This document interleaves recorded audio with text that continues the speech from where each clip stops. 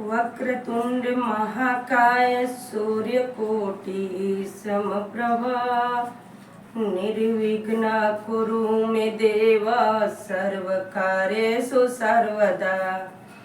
मैं गणेश भगवान का एक प्यारा सा भजन गाने जा रही हूँ। वो गीत के माध्यम से आप लोग सुनिए। हरी हरी दुबिया में खेले गणेश जी, हरी हरी दुबिया में खेले गणेश जी, हरी हरी दुबिया में अपने गणेश जी के जलवा ले अइले, अपने गणेश जी के जलवा ले अइले। मन करे पौआ धोवा दी गणेश जी, मन करे पौआ धोवा दी गणेश जी, मन करे पौआ पखारी गणेश जी, हरी हरी दुबिया में खेले गणेश जी, हरी हरी दुबिया में खेले गणेश जी। अपने गणेश जी के हरवा ले अइले, अपने गणेश जी के हरवा ले अइले। मन करे हरवा पैना दी गणेश जी, मन करे हरवा पैना दी गणेश जी, मन करे हरवा पैना दी गणेश जी।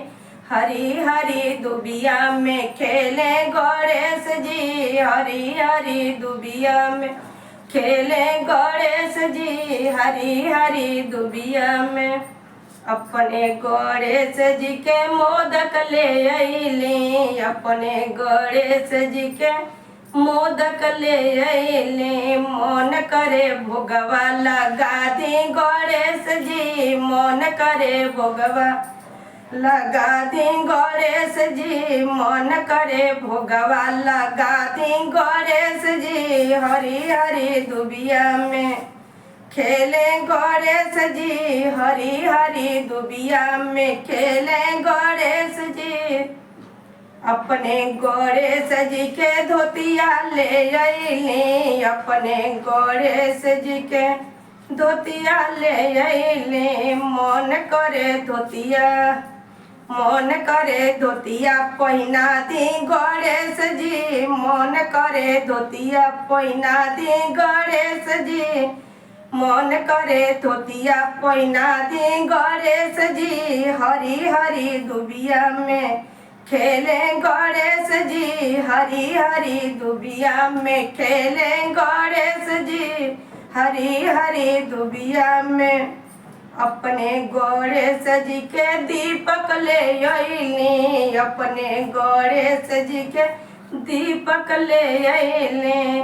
मन करे आरती उतारूं गणेश जी, मन करे आरती उतारूं गणेश जी। हरी हरी दुबिया में खेले गणेश जी, हरी हरी दुबिया में खेले गणेश जी। मन करे दुबिया उठा लूं गणेश जी, मन करे दुबिया उठा लूं गणेश जी, हरी हरी दुबिया में खेले गणेश जी। अगर मेरा वीडियो अच्छा लगे तो आप लोग लाइक करिए, सब्सक्राइब करिए और कमेंट बॉक्स में लिखिए कैसा है।